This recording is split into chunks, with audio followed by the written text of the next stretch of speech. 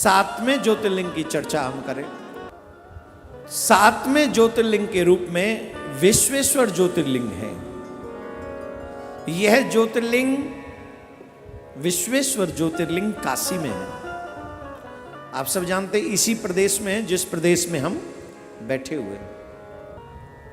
अपने भगवान भोलेनाथ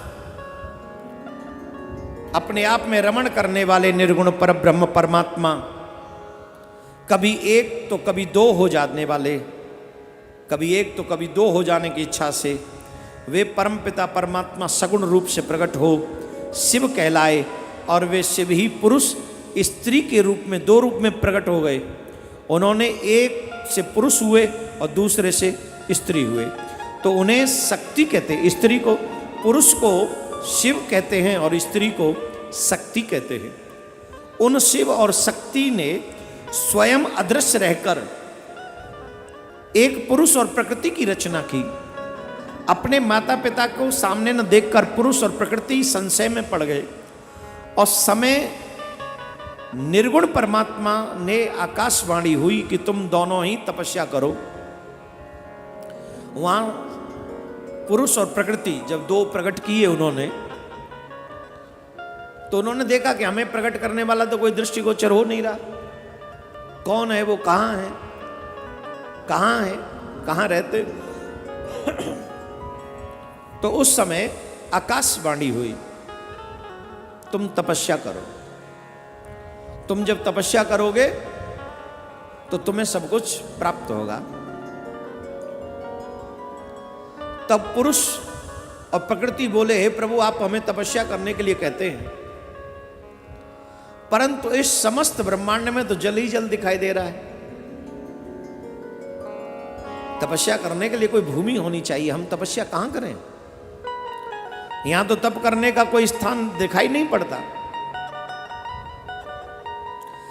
आप हमें कोई ऐसा स्थान बताइए जहां पर स्थित होकर हम दोनों आपकी आज्ञा का पालन कर सकें और तप कर सकें।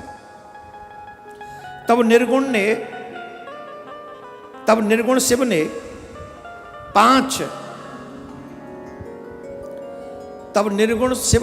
पांच कोस लंबे और 5 कोस लंबे 5 कोस चौड़े एक सुंदर नगर का निर्माण किया।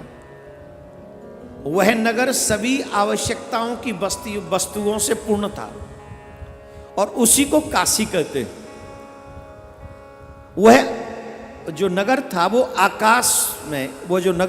आकाश में पुरुष के समीप आकर स्थित हो गया। आकाश में स्थित हो गया क्योंकि नीचे तो जल ही जल था।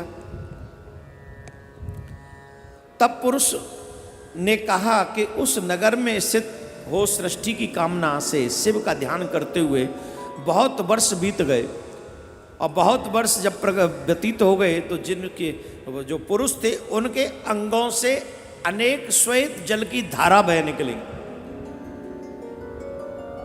ये पूरा प्रसंग शिव पुराण का है। जिस समय भगवान शिव सृष्टि की रचना करने का मन बनाते हैं, ये उस समय का सारा प्रसंग है। पर ये क्योंकि 12 ज्योतिर्लिंगों के मध्य में है इसलिए हम आपको सुना रहे हैं। तो उस पुरुष से जितना भी श्वेत जल की धाराएं बहने लगी, वो जल इतना भर गया कि वो नगर ही उसमें डूबने लगा। जब वह नगर उसमें डूबने लगा तब निर्गुण शिव ने तत्काल उस नगर को अपने त्रिशूल पर धारण कर लिया। बोलो शंकर भगवान की जय। ऐसे नहीं, जोर से बोलो। इतनी जोर से बोलते बेचारे बाहर तक आवाज जा रही है ना।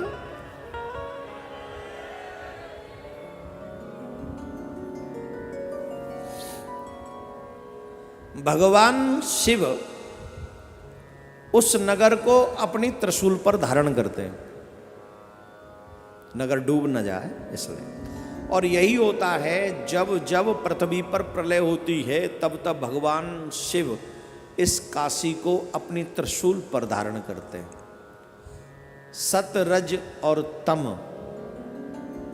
त्रिशूल का मतलब है जो तीनों गुणों को दर्शन कराता है। सत रज और तम, ये तीनों गुणों का दर्शन कराने वाला त्रिशूल है। भगवान भोलेनाथ जब देखते हैं कि पृथ्वी पर प्रलय आ रही है, ये प्रलय काल में भी काशी कभी नष्ट नहीं होती।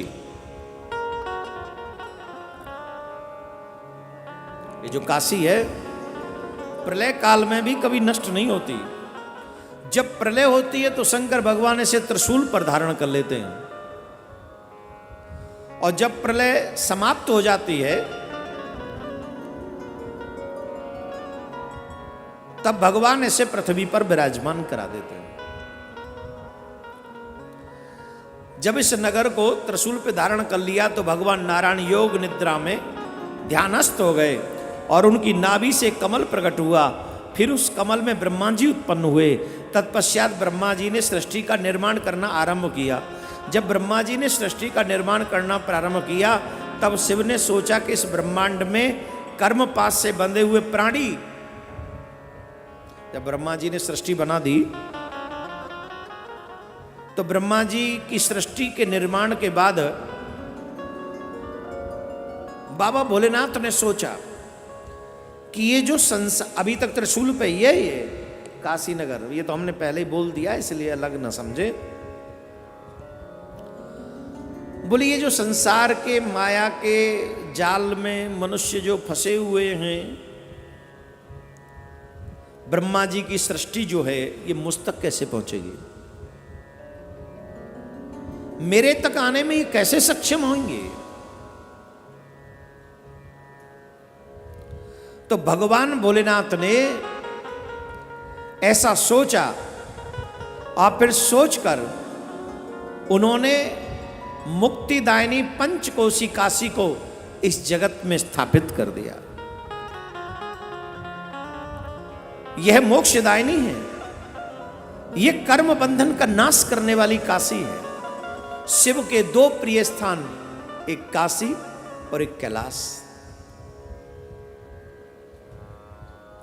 वैसे तो शिव यत्र तत्र सर्वत्र हैं, ऐसा कोई स्थान नहीं है जहां पर शिव विराजमान नहीं है। हर जगह शिव विराजमान है, पर भगवान भोलेनाथ के दो प्रिय स्थान हैं, और वो दो प्रिय स्थान हैं, एक काशी और एक कैलाश। काशी को इस पृथ्वी पर इसलिए छोड़ा जिससे ब्रह्मा जी की जो संसार की रचना है, माया में फंसे हुए लोग जब जब अपने कल्याण की इच्छा रखें तब तब वो काशी पहुंच सके और विश्वेश्वर ज्योतिर्लिंग का दर्शन करें, विश्वनाथ का दर्शन करें। वहां गंगा भी बह रही है, भगवती गंगा भी बह रही है। एक लोटा गंगा जल शिव जी पे चढ़ा दो काशी में, भोलेनाथ इतने में ही प्रसन्न हो जाते हैं, इतने में ही प्रसन्न। बोलो विश्वेश्वर महादेव की जय, बोलो विश्वेश्वर महादेव की जय, भीमा शंकर महादेव की